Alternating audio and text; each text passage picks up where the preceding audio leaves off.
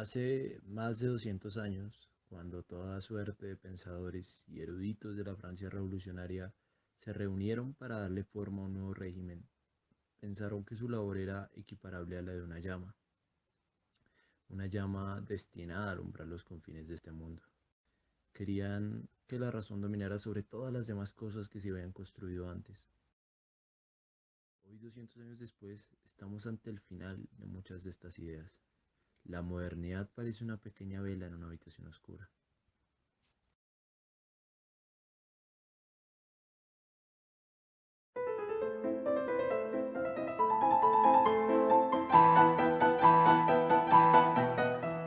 Por vengativo y asesino, se quemará por siempre, por toda la eternidad como castigo. Vi muchos rostros conocidos y me sentí sorprendido porque no pensé que estuvieran conmigo. Para entender este concepto tan extraño como lo es el Estado, cabría empezar por darle una definición. No es una palabra sencilla de definir, más aún por las tan extensas formas de interpretar o leer este imaginario de ideas. Podríamos hablar de una de sus definiciones más aceptadas, la cual no la da el alemán Max Weber en un libro llamado Política como vocación. Allí él nos hablará de tres elementos importantes que debemos asociar siempre a este concepto. El primero de ellos es la violencia, el monopolio de la fuerza. El segundo es el territorio, las fronteras, los límites, en dónde se detenta ese monopolio y en qué límites se ejerce esa justicia y esa autoridad.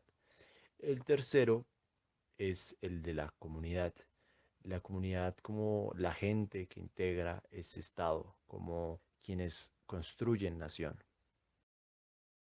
Empecemos con el inicio, cuando éramos simples criaturas de las millones que habitan en este lugar, cuando tuvimos que agruparnos para sobrevivir a este mundo salvaje.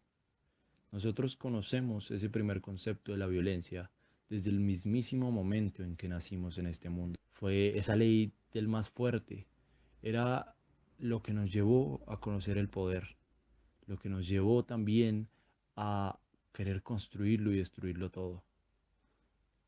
Y cuando por fin pacificamos todo este mundo, cuando ya no nos encontramos entre bestias, sino entre hombres, empezamos a hablar de territorio, de ese segundo concepto.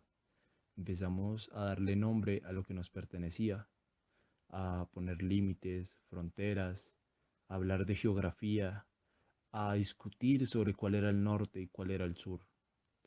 Como nos dirá la autora Ingrid Bolívar en su ponencia Espacio, Violencia y Política, fue a medida que el poder y la búsqueda del monopolio de la fuerza donde surge la idea de delimitar el espacio, de adueñarnos de él, de ser reyes y reinas del último grano de arena del desierto o de la última estrella en el largo firmamento.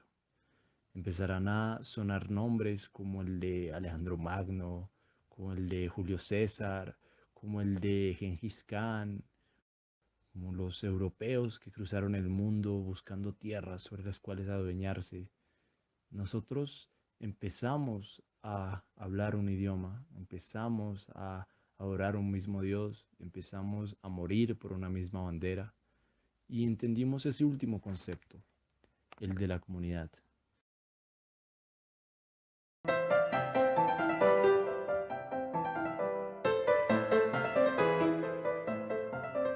Los idiomas, los modos, la historia, incluso sea lo más recóndito. Take one. Hello? Hello? Then I might as well have that recording there as well. It doesn't go on tape. Doesn't It's it? only on our cans.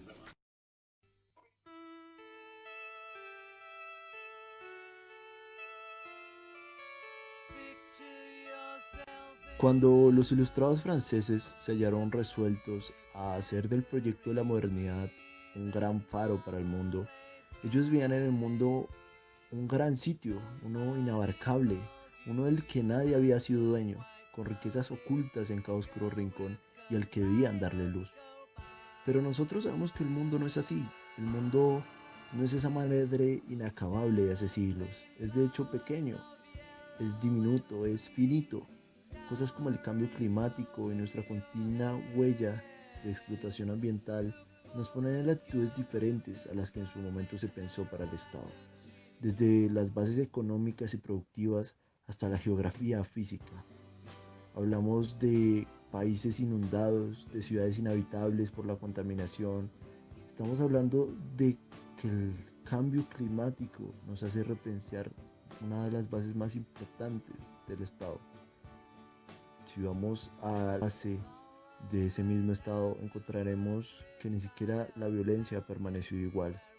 Podemos ir a las noticias de actualidad y ver temas como conflictos en Medio Oriente, en las cuales participan mercenarios pagados, entidades privadas. Será el mismo Tillich el que nos diga que el Estado ya ni siquiera posee la violencia. No es algo de lo que sea dueño, sino simplemente la legaliza. Hay ejércitos supranacionales que actúan en países y sirven a intereses que desconocemos realmente. Ya no es el Estado el foco de la violencia, sino el que meramente la hace legal.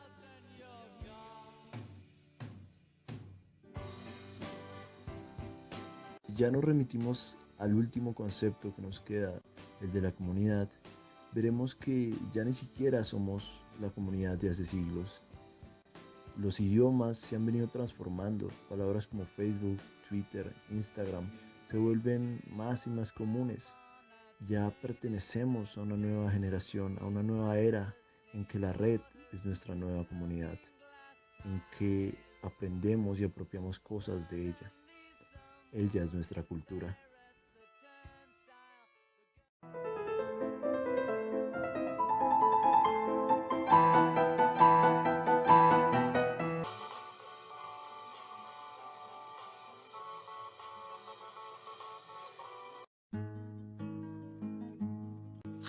En el capítulo séptimo de El Estado Moderno del profesor inglés Christopher Pearson, podemos encontrar diferentes debates en torno a las alternativas a un Estado liberal moderno como forma de organización social. Él nos devuelve 100 años en el tiempo y nos ubica en el nacimiento de dos viejas corrientes filosóficas y políticas. La primera es el comunismo, la cual creo yo es un viejo conocido de muchos. Ya saben, esas ideas de ese barbudo alemán que creía en una era post-capitalismo, donde fuesen los trabajadores los llamados a dirigir la sociedad en un mundo sin Estado, sin explotadores y sin burguesía. Él pretendía disolver el histórico conflicto entre las clases sociales para entrar en una nueva era de más igualdad. La segunda forma, o la segunda corriente, es la del anarquismo, otro viejo popular que se refiere a ir en contra del Estado, como diría Pierre Rocher-Proudhon, sin amo ni soberano. Pero la verdad es que esta es una corriente con muchos más matices, que van desde anarquismos individualistas hasta anarquismos colectivistas. Y es que no es una tarea fácil ponerse a replantear un orden en el cual llevamos siglos y siglos construyendo. Hablamos de replantear axiomas del hombre, de lo que significa ser hombre en sociedad, de cómo nos relacionamos con este mundo. ¿Cómo pensaba la gente? Quizá nos falte mucho para ver esas cosas.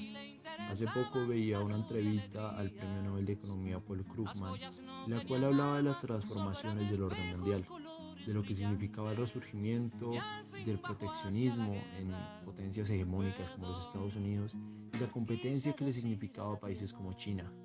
Si realmente China podía tomar el mando de este nuevo orden mundial que se nos venía encima con el debilitamiento del Estado-Nación.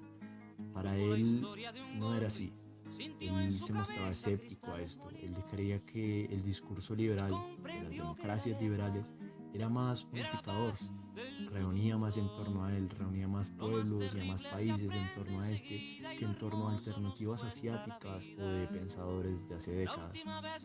Para Paul Krugman, la llama de la ilustración, la llama del liberalismo, sigue latente, sigue fuerte y lo más probable es que siga encendiendo, jamás se apague. Yo por el contrario, si me preguntaran, no sabría qué responder. No sabría si quizá el largo camino de la humanidad sea una trocha destapada con laderas, con ríos, con bosques. Quizá jamás salgamos de este camino. Quizás desaparezcamos a mitad de este. Quizá ni siquiera valga la pena pensar todo esto. Thank